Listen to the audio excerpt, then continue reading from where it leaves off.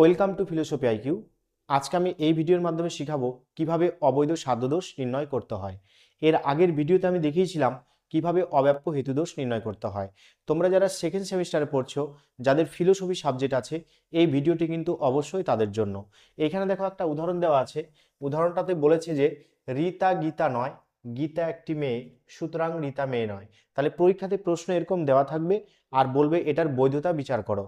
তাহলে ফার্স্ট কাজ কি, এর আগের ভিডিওতে আমি বলেছিলাম যে বৈধতা বিচার করতে গেলে প্রথমে সিদ্ধান্তকে চেনার সংকেত জানতে হবে। তো এইখানে দেখো তিনটা বাক্য দিয়েছে। তিনটা বাক্য কি কি? একটা বলেছে রীতা গীতা নয়, এটা একটা বাক্য। তারপর বলেছে গীতা একটি মেয়ে, এটা একটা বাক্য। 3 নম্বর বাক্যটা হচ্ছে রীতা মেয়ে নয়। তাহলে এখানে এক্সটা কি শব্দ আছে? এক্সটা আছে সুতরাং। এই সুতরাংটা কিন্তু চেনার সংকেত। এর আগের ভিডিওতে বলেছিলাম যে সিদ্ধান্তকে চেনার দুটো নিয়ম আছে। একটা হচ্ছে কারণ, কেননা, কিংবা, যতই হোক, যেহেতু। এইগুলো শব্দ থাকলে ঠিক তার আগের বাক্যটা সিদ্ধান্ত হয়। আর সুতরাং, অতএব, তাই, ফলে, সেহেতু, সেজন্য, কাজেই, কাজে কাজেই, এইগুলো শব্দ যদি থাকে ঠিক তার পরের বাক্যটা কিন্তু সিদ্ধান্ত হয়। তাহলে ফার্স্ট কাজ আমরা সিদ্ধান্ত পেয়ে গেলাম সুতরাং। সুতরাং এর ঠিক পরের বাক্যটা কি হবে? সিদ্ধান্ত হবে। আর এখানে দেখো তিনটা লাইন টেনেছি। প্রথমটা হচ্ছে প্রথমাশ্রয় বাক্য, এটা দ্বিতীয় আশ্রয় বাক্য, এটা হচ্ছে সিদ্ধান্ত। সুতরাং চিহ্ন দিয়ে এটা হচ্ছে সিদ্ধান্ত করতে হয়। তাহলে এই তিনটা লাইনের মধ্যে ফার্স্ট কাজ হচ্ছে আমাদের সিদ্ধান্ত, মানে এই নিচেরটাকে করতে হবে। আর এখানে সিদ্ধান্ত কোনটা পেলাম? সুতরাং এর ঠিক পরের বাক্যটা পেলাম আমরা সিদ্ধান্ত। কি বলছে? রীতা মেয়ে নয়। জাস্ট ওটাকে এখানে বচন করে বসাতে হবে। রীতা মেয়ে নয়, এটা কোন বচন হবে? এটা ই বচন হবে। তাহলে ই বচন করলে কি হবে? ই কোনো রীতা নয় মেয়ে, এরকম করলে হবে কি? না, এরকম করলে হবে না। কেন হবে না বলো তো? যেহেতু রীতা একজন মেয়ের নাম, একটা নাম বোঝাচ্ছে, তাই কোনো শব্দটা বসবে না। তাহলে বচন করলে কি হবে? বচন করলে হবে ই রীতা নয় মেয়ে। তাহলে ফার্স্ট কাজ কি? সিদ্ধান্ত পেয়ে গেলাম, সিদ্ধান্তটাকে এখানে বচন করলাম। বচন কি হলো? রীতা নয় মেয়ে। এরপর আমরা আগের ভিডিওতে বলেছিলাম যখনই আমরা সিদ্ধান্ত করব, সিদ্ধান্ত করার পর যেটা উদ্দেশ্য পদ হবে সেটা নিচে দাগ দিয়ে লিখবো এস, আর যেটা বিধেয় পদ হবে তার নিচে দাগ দিয়ে লিখবো পি। তাহলে ফার্স্ট কাজ কি? সিদ্ধান্ত করলাম।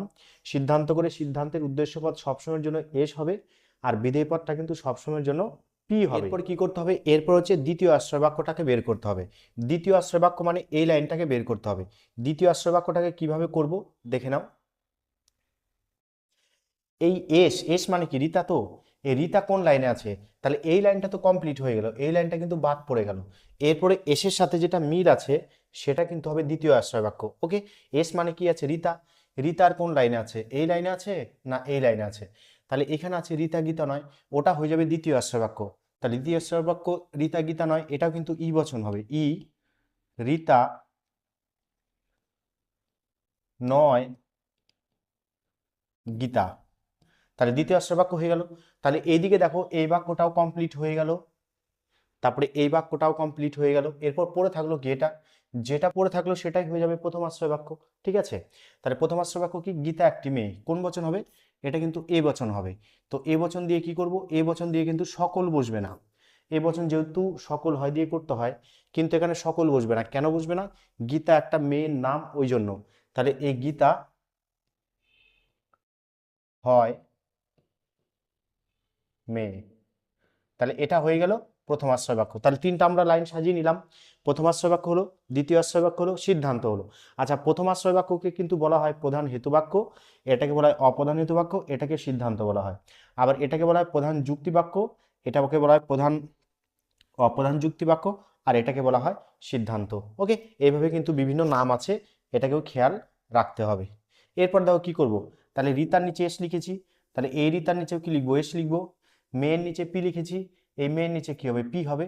আর যে দুটো বাকি আছে সেই দুটো নিচে কি হবে? এম হবে। আমরা এর আগের ভিডিওতে বলেছিলাম যে তোমাদের নিরপেক্ষ ন্যায় মোট 3টে পদ আছে। একটা এস পদ, এস মানে কি ছিল? এস মানে ছিল পক্ষপদ। আচ্ছা, একটা ছিল পি পদ, পি মানে হচ্ছে সাধ্যপদ। আর একটা কি ছিল? আর একটা ছিল হচ্ছে এম, এম মানে হচ্ছে হেতুপদ। তাহলে নিরপেক্ষ ন্যায় মোট কয়টা পদ আছে? নিরপেক্ষ ন্যায় কিন্তু এই মোট 3টে পদ আছে। এরপর কি করতে হবে দেখো। এরপর যেটা করতে হবে সেটা হলো এই যে এম আর পি, এটাকে বাইরে বের করতে হবে। এম হাইফেন পি, এরপর কি আছে? S R M, S hyphen M, তারপর কি আছে? S R P, S hyphen P.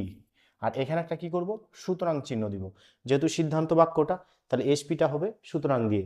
এরপর কি করব, যেখানে যেখানে এম থাকবে এই এম দুটোকে কি করতে হয়, যোগ করতে হয়, এই দুটোকে যোগ করব। যোগ করার পর দেখো এটা একটা উল্টা জেডের মতো ছবি হলো। এই উল্টা জেডের মতো যদি ছবি হয় সেটাকে বলা হয় কিন্তু প্রথম সংস্থান। তাহলে সেটাকে কি বলা হয়, প্রথম সংস্থান বলা হয়। এটাকে খেয়াল রাখতে হবে। ওকে, এরপর আমাদের কি করতে হবে, এরপর আমাদের কিন্তু দোষ বের করতে হবে।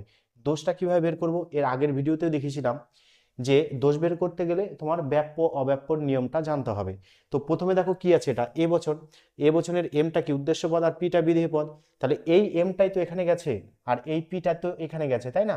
তাহলে এ বচনে যেহেতু উদ্দেশ্য পদ কি হয়, ব্যাপ্য হয়। আর এ বচনে বিধেয় পদ কি হয়, অব্যাপ্য হয়। আমরা ব্যাপ্য হলে টিক চিহ্ন দিব আর অব্যাপ্য হলে ক্রস চিহ্ন দিব। ওকে, আচ্ছা, তারপরে দুটো দেখো ই বচন আছে, আর ই বচনের কি হয়, উদ্দেশ্য পদ ব্যাপ্য হয়, বিধেয় পদ ব্যাপ্য হয়। আচ্ছা, নিচেরটাও ই বচন আছে, উদ্দেশ্য পদ ব্যাপ্য হয়, বিধেয় পদ ব্যাপ্য হয়। মেন কাজ আমাদের হয়ে গেছে। এরপর আমরা এটাকে দোষ বের করব আর বিচার লিখব। তো দোষ কিভাবে বের হয়, এর আগের ভিডিওতে আমি বলেছিলাম যে যখন S is equal to cross R right চিহ্ন হবে তখন একটা দোষের নাম হয়, পি ইজিক্যাল টু যখন ক্রস আর রাইট থাকবে তখন একটা দোষের নাম হবে। আচ্ছা, এম ইজিক্যাল টু যখন দুটোই ক্রস ক্রস হবে তখনও কিন্তু একটা দোষের নাম হবে। তোমরা যারা এর আগের ভিডিওটি দেখোনি, বিশেষ করে নিরপেক্ষ ন্যায় যদি শিখতে চাও তাহলে কিন্তু আমার প্রথমের 1 নম্বর ভিডিওটা দেখবে, তারপরে কিন্তু এই ভিডিওটা দেখবে, মানে অব্যাপ্য হেতুদোষ নির্ণয় করা ওটা দেখবে আগে, তারপরে এই ভিডিওটা দেখবে, তাহলে কিন্তু ক্লিয়ার হয়ে যাবে। ওখানে প্রথমে অনেক কনসেপ্ট দিতে হয়, সেগুলো কিন্তু আমি ডিসকাস করেছি। তো এই ক্ষেত্রে দেখো, এস যদি কাটা চিহ্ন রাইট চিহ্ন থাকে তাহলে এস এর দোষ হবে, এস মানে কি, এস মানে হচ্ছে পক্ষ, তাই অবৈধ পক্ষ দোষ হবে। ওকে, এখানে দেখো পি মানে কি, সাধ্য, তাহলে পিতে যদি ক্রস চিহ্ন রাইট চিহ্ন থাকে তাহলে হবে অবৈধ সাধ্য দোষ। আর এম মানে কি, হেতুপদ, হেতুপদ মানে এম যদি দুটোই ক্রস চিহ্ন হয় তাহলে হবে অব্যাপ্য হেতু দোষ। এই এম এর দোষটাই কিন্তু আগের ভিডিওতে আমি দেখিয়েছি।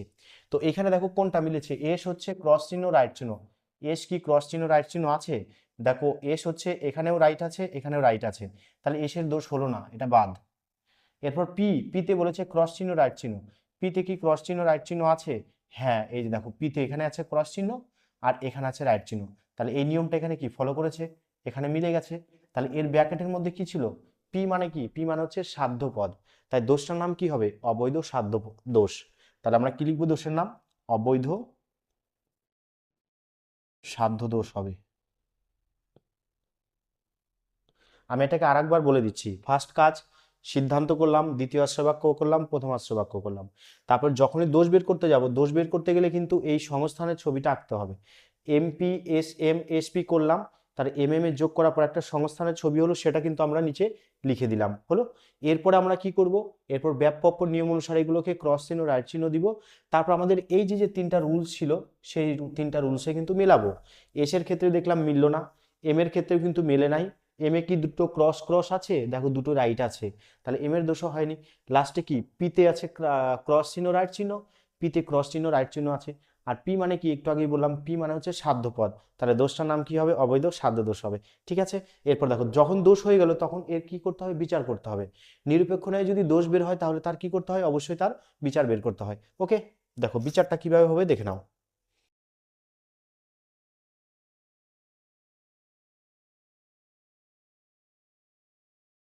আমি বিচারটাকে আগে থেকে লিখে রেখেছি, না হলে ভিডিওটা অনেকটা বড় হয়ে যাবে, তাই আমি বিচারটাকে কিন্তু আগে থেকেই লিখে রেখেছি। বিচারটাকে জাস্ট বুঝে নাও কি বলেছে দেখো। এখানে প্রথমে বলেছে, আমি আগের ভিডিওতে বলেছিলাম দোষ বের হলেই, এখানে একটা দোষ বের হয়েছে না, অবৈধ সাধ্য দোষ। দোষ বের হলেই চোখ বুজে প্রথম লাইনটা লিখবে যে আলোচ্য নিরপেক্ষ ন্যায়টি অবৈধ, লিখলাম। তারপরে কারণ বৈধ ন্যায়ের নিয়ম হলো যে পদ আশ্রয় বাক্যে ব্যাপ্য নয় সেই পদ সিদ্ধান্তে ব্যাপ্য হতে পারে না। বৈধ নিরপেক্ষ ন্যায়ের বা নিরপেক্ষ ন্যায়ের মোট 10-11টা সূত্র আছে, তার মধ্যে এটা একটা সূত্র যে যে পদ আশ্রয় বাক্যে ব্যাপ্য হয় না সেই পদ কিন্তু সিদ্ধান্তে গিয়ে চট করে ব্যাপ্য হতে পারবে না। কিন্তু এখানে কিন্তু কিন্তু তাই হয়েছে।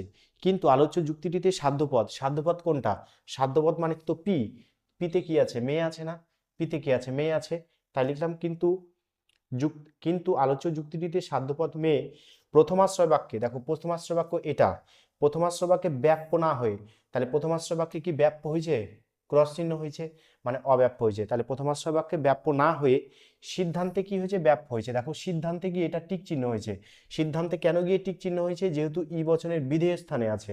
আর ই বচনের উদ্দেশ্য বিধেয় দুটোই কি হয় আমরা জানি, ই বচনের উদ্দেশ্য বিধেয় দুটোই কিন্তু ব্যাপ্য হয়।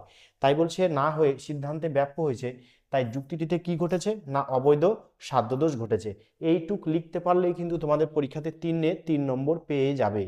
তোমাদের এই পরীক্ষাতে প্রত্যেকটা স্কুলেই 3 নম্বরে কিন্তু দুটো লজিক থাকবে, যেটা হচ্ছে নিরপেক্ষ ন্যায় থেকে থাকবে, 3+3 এরকম দুটো থাকবে। আর মোট কতগুলো দোষ আমাদের শিখতে হবে, মোট 7টা দোষ শিখতে হবে।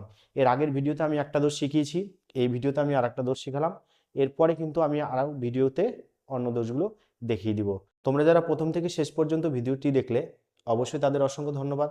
পরের ভিডিও পাওয়ার জন্য অবশ্যই চ্যানেলটিকে সাবস্ক্রাইব করে রাখবে এবং পারলে ভিডিওটিকে শেয়ার করবে। Thank you.